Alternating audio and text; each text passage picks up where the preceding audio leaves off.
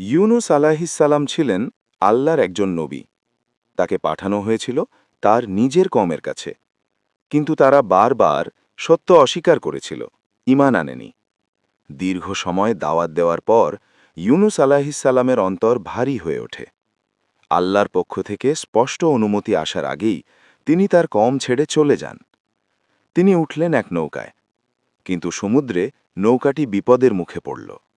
Lottery করা হলো, আর আল্লাহর সিদ্ধান্তে ইউনুস আলাইহিসসালাম সমুদ্রে নিক্ষিপ্ত হলেন। ঠিক সেই মুহূর্তে এক বিশাল তিমি মাছ তাকে গিলে ফেলল। তিনি চলে গেলেন ৩ স্তরের অন্ধকারে: রাতের অন্ধকার, গভীর সমুদ্রের অন্ধকার, আর তিমি মাছের পেটের অন্ধকার। সেই চরম সংকটে ইউনুস আলাইহিসসালাম আল্লাহর কাছে ডাকলেন, লা ইলাহা ইল্লা আন্তা সুবহানাকা ইন্নী কুনতু মিনাজ জলিমিন। অর্থাৎ, হে আল্লাহ, তুমি ছাড়া কোনো উপাস্য নেই, তুমি পবিত্র, নিশ্চয়ই আমি নিজের প্রতি জুলুম করেছি।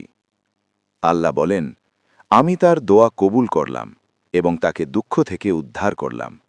আল্লাহ তিমি মাছকে আদেশ করলেন, আর তিমি মাছ ইউনুস আলাইহিসসালামকে তীরে নিক্ষেপ করল।